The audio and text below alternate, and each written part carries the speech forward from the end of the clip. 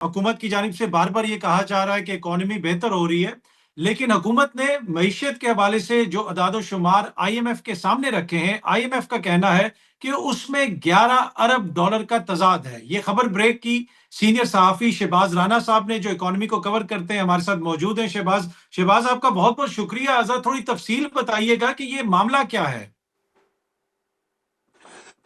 जी बिस्मिल्लाहिर्रहमानिर्रहीम। बहुत शुक्रिया अतर साहब आपका। बुनियादी तौर पर पाकिस्तान और जो चीन की तजारत है उसमें हमेशा फ़र्क रहता है। चीन की तरफ से जो पाकिस्तान को एक्सपोर्ट होती है उसका नंबर जो है वो थोड़ा सा ज़्यादा होता है कंपेयर टू जो पाकिस्तान में वही जो चीन की चीज़ वहाँ से एक्सपोर्ट होती है और यहाँ की इम्पोर्ट बन जाती है, उसमें फ़र्क होता है।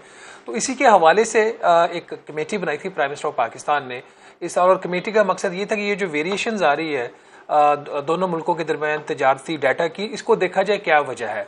तो एक्सीडेंटली हादसाती तौर पर इस कमेटी के सामने एक और मसला आया कि चीन वाली चीज़ तो पीछे रह गई। ओवरऑल जो पाकिस्तान में इंपोर्ट्स हो रही हैं और उसकी जो पहले बुकिंग करता था प्राल, और जो पाकिस्तान रेवेन्यू ऑटोमेशन लिमिटेड है, ये कंपनी है एफबीआर की, प्राल उसकी पहले बुकिंग करता था और उसके बाद ये जो इंपोर्ट के डाटा की सारी रिकॉर्डिंग है ये पाकिस्तान सिंगल विंडो के पास चलेगी, जो एक और हुकूमती इदारा है, एक पार्लियामेंट के जो एक्ट के तहत ये बना है। तो प्राल और जो पाकिस्तान सिंगल विंडो, इसके डाटा, इंपोर्ट के डाटा के दरमियान एक बहुत बड़ा एक जो फ़र्क है वो सामने आया, तो जिससे एक डिस्क्रिपेंसी पैदा हुई। अब ये इसमें जो चीज़ इंपॉर्टेंट है वो समझने वाली कि अमूमी तौर पर जो चीन वाला जो चीज़ थी, जो एक इशू था, उसके अंदर चीज़ एक ही इंपोर्ट होती है, उसकी कीमत का फ़र्क होता है। उसकी वजह टैक्स एवेजन भी हो सकती है, उसकी वजह चीन की तरफ से अपनी हुकूमत से कुछ सब्सिडीज़ क्लेम करना भी हो सकता है। लेकिन यहाँ पे कुछ चीज़ें पाकिस्तान में आई और जिनकी एनुअल वैल्यू कोई 5 से 6 अरब डॉलर बनती है, और 2 साल में ये डेट जो बनता है नंबर वो 11 अरब डॉलर का बनता है। वो जो हुकूमत का सिस्टम तो उसमें रिकॉर्ड तो हुआ, लेकिन आगे वो रिपोर्ट नहीं हुआ। तो ये एक ज़्यादा सीरियस और संगीन मसला बना। इस हवाले से जब ये मामला सामने आया तो आईएमएफ ने हुकूमत पाकिस्तान को कहा था कि आप हमें ब्रीफ करें कि ये क्या वजह बनी है कि इतनी बड़ी जो ट्रेड की जो आपको डाटा की डिस्क्रिपेंसी आ रही है वो भी सिर्फ और सिर्फ इम्पोर्ट की। जो प्राल जो एफबीआर के अंदर आता है, वो जो नंबर जिसने रिपोर्ट किया वो 11 अरब डॉलर कम है उस नंबर से जो पाकिस्तान सिंगल विंडो का जो रिकॉर्ड था उसमें वो बुक हुआ। तो इसी वजह से जब ये मामला फंड के पास गया और इन्होंने कहा जी कि अब सारा जो भी इन्होंने बैकग्राउंड आईएमएफ को बताया, तो आईएमएफ की तरफ से फिर अतर साहब ये एक उनको कहा गया है कि आप इस मामले के हवाले से पब्लिक डिस्क्लोजर दें, एक ट्रांसपेरेंसी लेके आए कि ये मसला है क्या। जी। ताहम जो हुकूमती अदारे हैं, खासतौर पर जो पीबीएस है, उनकी गालबन ये ख्वाहिश नहीं है कि इसको ऑफिशियली पब्लिक किया जाए। उनका ये ख्याल था कि जो काइंड ऑफ रिएक्शन मीडिया से आ सकता है, जो आपको नज़र आ गया कल स्टोरी छपने के बाद जिस किस्म का इसके ऊपर रिएक्शन आया, तो इसी वजह से हुकूमत इसको पब्लिक नहीं करना चाह रही थी। तो बुनियादी तौर पर प्राल और पाकिस्तान सिंगल विंडो के दरमियान जो डाटा जो बुक किया दोनों एंटिटीज ने सेपरेटली, उसमें 11 अरब डॉलर का फ़र्क है। अच्छा, अगर ये 11 अरब डॉलर हम अपने अदाद-ओ-शुमार में शामिल कर लें, हुकूमत जो करंट अकाउंट खसारा है, उसके हवाले से भी कहती रही कि वो कम हो गया है। क्या इससे वो चीज़ भी इम्पैक्ट होगी? देखिए, इसकी जो इम्प्लीकेशन है बड़ी फार रीचिंग है। करंट अकाउंट खसारा तो एक चीज़ है और उस पर एक ज़्यादा फर्क क्यों नहीं पड़ेगा मैं आपको ब्रीफली अभी बता देता हूँ। दूसरा, फिर आपकी ओवरऑल जो स्टेट बैंक ऑफ पाकिस्तान के गैर मुल्की ज़रबा मुबादला के ज़खायर हैं उसके ऊपर इम्प्लीकेशन लॉन्ग टर्म में फ्यूचर में भी आ सकती हैं। फिर आपकी जीडीपी ग्रोथ के नंबर्स हैं उसके ऊपर इम्प्लीकेशन आ सकती है। पर सबसे बड़ी बात यह है कि अगर ये जो चीज़ पाकिस्तान में इंपोर्ट हुई है, इसकी पेमेंट हुई है, तो पेमेंट अगर स्टेट बैंक ऑफ पाकिस्तान के सिस्टम से, बैंकिंग सिस्टम से नहीं, तो फिर कैसे हुई है? क्या मनी लॉन्ड्रिंग हुई है? क्या ये पैसा बाहर से सेटल कर दिया है जो इंपोर्टर था उसने? ये सारे सवाल खड़े हो जाते हैं। आपको जो सवाल के करंट अकाउंट खसारे की जो पिछली सीरीज है उसके ऊपर शायद इसका फर्क इसलिए इतना ज़्यादा ना पड़े क्योंकि जो स्टेट बैंक जो नंबर रिपोर्ट करता है करंट अकाउंट के सरप्लस का या खसारे का, वो उस बेस के ऊपर करता है जो बैंकिंग सिस्टम से पेमेंट्स होती हैं। यहाँ पे ये जो नंबर्स हैं, अगर ये स्टेट बैंक ऑफ पाकिस्तान के नंबर में रिफ्लेक्ट नहीं हो रहे और पीएसडब्ल्यू या प्राल के नंबर में रिफ्लेक्ट हो रहे हैं, मेनली पीएसडब्ल्यू के नंबर के उसके सिस्टम में रिफ्लेक्ट हो रहे हैं, तो फिर एक अब इसके बारे में महत्वपूर्ण बात तो नहीं कही जा सकती। इम्कान एक यही है कि ओपन मार्केट से डॉलर खरीद के या तो इसकी सेटलमेंट्स की गई हैं आउटसाइड द बैंकिंग सिस्टम या फिर मुल्क से बाहर की गई। इसके ऊपर अभी सवालात हैं। अभी थोड़ी देर पहले स्टेट बैंक ऑफ पाकिस्तान ने एक वजाहती बयान भी जारी किया जो मेरी स्टोरी के कॉन्टेक्स्ट में ही है, विदाउट रेफरिंग द स्टोरी। उनका जो एक स्टोरी एक सर्कुलेट कर रही है उसके हवाले से हम बयान देना चाहते हैं कि इसकी वजह से उन्होंने ये चीज़ मानी कि पीबीएस का जो नंबर है वो अंडर रिव्यू है, तो उसकी वजह से जो डाटा के अंदर जो रिविजन्स होंगी बकौल स्टेट बैंक ऑफ पाकिस्तान की क्लैरिफिकेशन के, जो भी वजाहती बयान थोड़ी देर पहले आया है, उसमें उनके बकौल ज़्यादा फर्क इसलिए नहीं पड़ेगा, अभी जो मैं बात कर रहा था कि बैंकिंग सिस्टम से ये पेमेंट्स नहीं हुई 11 अरब डॉलर की, ये आउटसाइड द बैंकिंग सिस्टम के ये पेमेंट्स हुई हैं। अच्छा, जिस तरह आपकी स्टोरी के अंदर भी ज़िक्र है कि आईएमएफ ने वज़ाहत माँगी है, रिको डिक के मामले पे भी आप उस दिन गुफ्तगू कर रहे थे, उस हवाले से भी शायद आईएमएफ इंटरेस्टेड है। पहले हमने देखा कि सुप्रीम कोर्ट के चीफ जस्टिस साहब से भी आईएमएफ की मुलाकात हुई, गवर्नेंस के मामलात के अंदर भी वो मुदाखलत कर रहे हैं। शहबाज साहब, ये पैसे तो हम आईएमएफ से अरसा दराज से ले रहे हैं, लेकिन अब इतनी ज़्यादा मुदाखलत हमें क्यों नज़र आती है?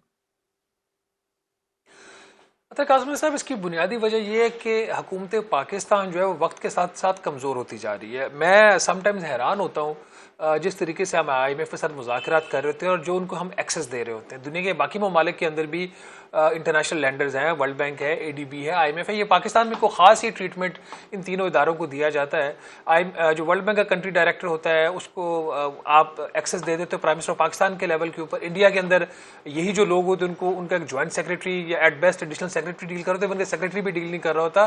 तो हमें इस चीज़ का ख्याल रखना चाहिए कि किस चीज़ में हमने IMF को एक्सेस देनी है और किस चीज़ में नहीं देनी। अब जो रेकोटेक का प्रोजेक्ट है ये एक बहुत ही बड़ा मनसूबा है और स्ट्रेटेजिकली इंपॉर्टेंट भी है। इसमें चीन का भी इंटरेस्ट है, अमेरिका का भी इंटरेस्ट है, हुकूमत पाकिस्तान भी ये समझती है कि ये एक ऐसा मंसूबा है जिससे पाकिस्तान की इकॉनमी के लॉन्ग टर्म में इसके बड़े पॉजिटिव बेनिफिट्स होंगे। आपके पास ज़खायर हैं, आप उनको निकालें, बेचें। बट इस मंसूबे का मेरे ज़ाती ख्याल में IMF से ना कोई ताल्लुक बनता है और ना ही हुकूमत को किसी भी किस्म की कोई ब्रीफिंग्स के हवाले से IMF को देनी चाहिए थी। ये मुनासिब इसलिए नहीं होगा कि IMF का जो कोर फंक्शन है वो बैलेंस ऑफ पेमेंट की सपोर्ट। अगर कोई मुल्क दिवालिया उनके करीब है या उसको अपनी गैर मुल्की अदायगियों में प्रॉब्लम आता है तो IMF इस मकसद के लिए बना और उनको सपोर्ट करता है। IMF का ये काम नहीं है कि जाके वो मनसूबों को देखे छोटे हों या बड़े हों, ये उनका बिल्कुल काम नहीं है। क्या IMF रेकोडेक प्रोजेक्ट के लिए लैंडिंग कर रहा है या बैलेंस ऑफ पेमेंट के लिए लैंडिंग कर रहा है? IMF का जो कर्जा होता है वो तो रहता है स्टेट बैंक ऑफ पाकिस्तान में है, वो तो फेडरल गवर्नमेंट भी उसको यूज़ नहीं कर सकती। अगर अदर देन एक्सप्लिसिट पर्पस कहीं दिया होगा ये फेडरल गवर्नमेंट यूज़ कर सकती है। तो एक कर्जा जो हम ले ही बैलेंस ऑफ पेमेंट की सपोर्ट के लिए रहे हैं। और उससे बड़ी बात ये है अतर साहब कि ये जो रेकोडेक की माइंस है ये गवर्नमेंट ऑफ पाकिस्तान तो इसको मैनेज नहीं कर रही। हमारा इसमें शेयर भी सिर्फ 50% है, जिसमें 25% वफाकी का हुकूमत का और 25% सूबाई हुकूमत का, बाकी 50% जो है बैरेक गोल्ड का है। अब जो बैरेक गोल्ड है वो पाकिस्तान बेस्ड नहीं है और बैरेक गोल्ड जो है वो रेकोडेक माइनिंग कंपनी जिसके जरिए ये सारा प्रोजेक्ट मैनेज होगा, फंक्शनल होगा, और वो इसको चला रही है। तो फिर ये प्राइवेट कंपनी से ब्रीफिंग ले रहे हैं, क्या कर रहे हैं IMF? तो ये मेरा ख्याल ओवर डूइंग कर रहा है IMF और सिर्फ इसमें IMF ही कसूरवार नहीं है, हमारे लोग भी कसूरवार हैं जो उसको इस हद तक एक्सेस देते हैं। ठीक। अच्छा, एक चीज़ जो बार-बार हम हुकूमती वुज़रा से सुनते हैं कि मईशत बेहतर हो रही है, अदाद-ओ-शुमार से ज़ाहिर होता है कि चीज़ें बेहतरी की जानिब गामज़न है। क्या वाक़ई मईशत के अंदर आपको इन टर्म्स ऑफ कि जहाँ पे अवाम को रिलीफ़ मिल सके, कोई ऐसी बेहतरी होती हुई नज़र आ रही है?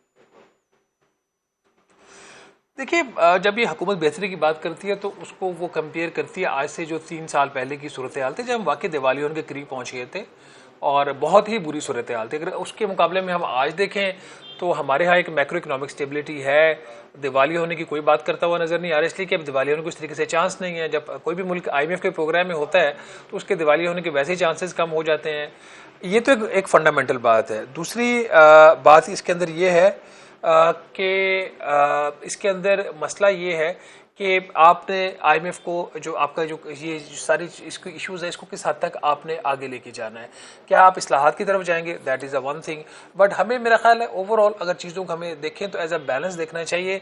स्टेबिलिटी अपनी जगह पे, जो और इस्लाहात होनी है जिसके अभी गवर्नेंस की तरफ भी आपने जिक्र किया, जो governance and corruption diagnosis assessment report भी है जो अभी तक हुकूमत ने पब्लिक नहीं की। तो इस्लाहात चाहे वो पावर सेक्टर हो, इस्लाहात चाहे वो आपका ओवरऑल SOEs की मैनेजमेंट, इस्लाहात चाहे वो आपका FBR का सेक्टर हो, सिस्टम हो, तो उसके अंदर इस्लाहात नहीं हो रही। तो जब तक इस्लाहात नहीं होंगी हम IMF के प्रोग्राम में रहेंगे तो आपको वक्ती तौर पर स्टेबिलिटी नजर आएगी और जब इस्लाहात होना शुरू हो जाएंगे तो फिर आपको IMF के प्रोग्राम की जरूरत ही नहीं पड़ेगी। ठीक है। अच्छा, हम देखते हैं कि हुकूमत काफ़ी गैर मुल्की दौरे भी कर रही है। अभी भी वज़ीर-ए-आज़म साहब मलेशिया में हैं, बताया गया है कि वहाँ पे भी MOUs वगैरह साइन हुए हैं। क्या इसी लिहाज से FDI भी यहाँ पे आ रही है? ये जो गैर मुल्की दौरे हो रहे हैं, उनके नतीजे में कोई हमें फ़ॉरेन डायरेक्ट इन्वेस्टमेंट यहाँ पे नज़र आती है?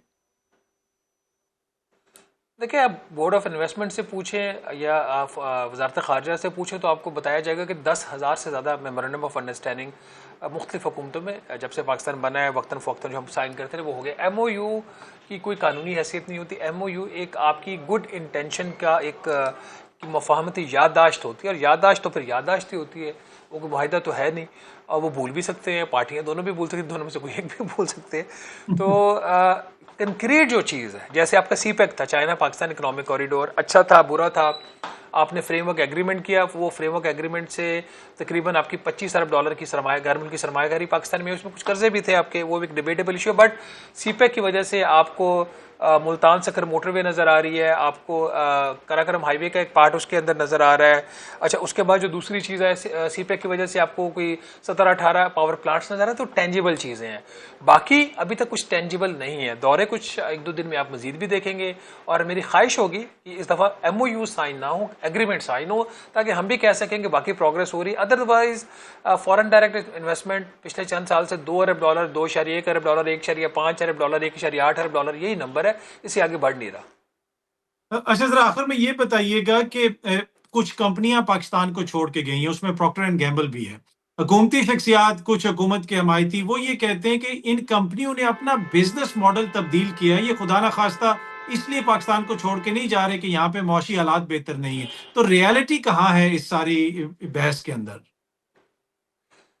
देखिए अतर साहब, एक लेमैन की लैंग्वेज में अगर बात करें, 25 करोड़ आबादी है, और यहाँ पे कंज्यूमर के हवाले से हमारी एक बहुत बड़ी एक मिडिल इनकम ग्रुप है, हमारा मिडिल इनकम क्लास है, जो किसी भी इकोनॉमी की, किसी भी मुल्क की बैकबोन होती है। तो 25 करोड़ की आबादी छोड़ के कौन जाना चाहता है?